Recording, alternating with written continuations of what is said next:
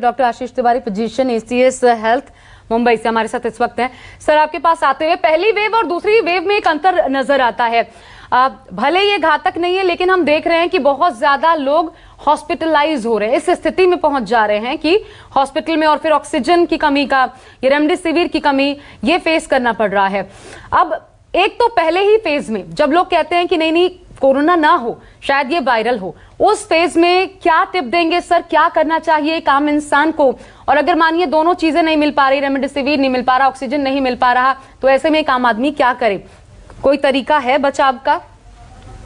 देखिए, रेमडेसिविर की जरूरत तब होती है जब पेशेंट सीरियस हो जाता है या उसका infection moderate to severe level पे होता है, और यह डिसीजन डॉक्टर का होता है। ये आम आदमी डिसाइड नहीं कर सकता कि रेमडेसिविर लेना है या नहीं लेना है, और डॉक्टर तभी लिख रहा है जब उसकी खास जरूरत है।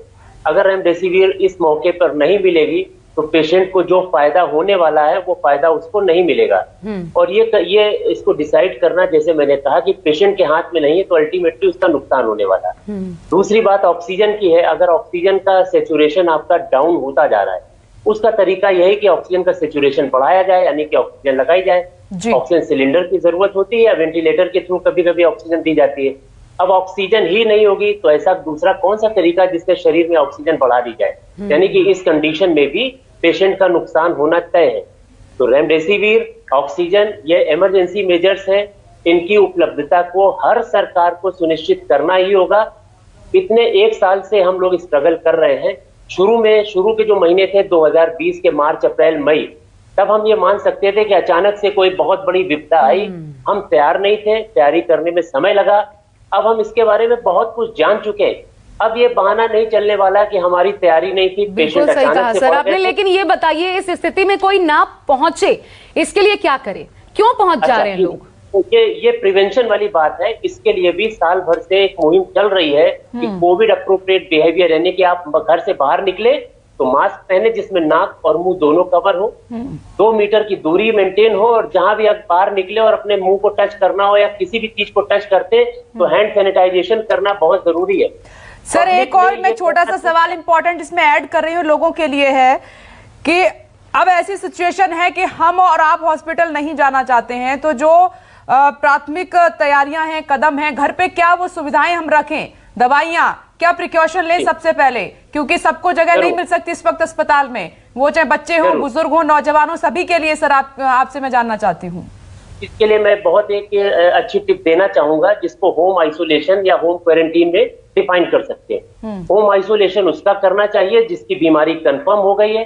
होम क्वारंटीन उसका करना चाहिए जिसको सस्पिशियस है लेकिन बीमारी कंफर्म नहीं हुई। एक ही घर में आइसोलेशन और क्वारंटीन दोनों हो सकते हैं। अंतर क्या है सर? इनका होम आइसोलेशन उनका करते हैं जैसे हमारा कोविड टेस्ट पॉजिटिव आ गया है, तो हमें अगर अलग कमरे में रखा जाएगा तो हमारी कंडीशन होम आइसोलेशन की कहलाएगी। ऐसे लोग जिनका टेस्ट पॉजिटिव नहीं आया लेकिन सिम्टम्स है, सस्पेक्टेड केस है, इनको हम लोग अगर आइसोलेट करते हैं तो इनको हम क्वारंटीन बोलते हैं। ये दोनों में टेक्निकल फर्क है। अगर आप घर में हैं तो आपको 3 वाइटल पैरामीटर्स को लगातार चेक करते रहना पड़ेगा। जो आइसोलेशन में है उनको 3-4 घंटे में चेक करना चाहिए। जो क्वारंटीन में है उनको दिन में 2 से 3 बार चेक करना चाहिए।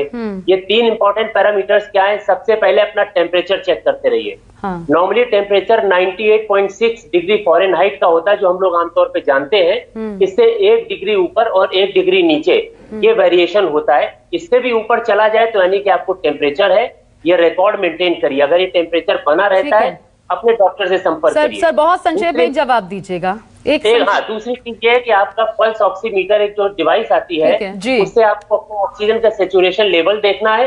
अगर घर पे 95% से नीचे आ रही है तो एक खतरे की बात हो सकती है, डॉक्टर से संपर्क ये एक संक्षेप में सर जवाब दीजिए। एक दर्शक ने हमें सवाल पूछा है, बहुत सारे लखनऊ में लोगों को टाइफाइड भी निकल रहा है, क्या कोरोना से टाइफाइड का कुछ लेना देना है?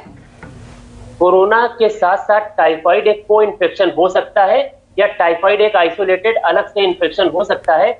टाइफाइड है कि कोरोना है, ये बात जांच से और लक्षणों की जो डायग्नोसिस होती है डॉक्टर के द्वारा। Thank you so much sir, वक्त की कमी है, चर्चा को यहीं विराम देना होगा।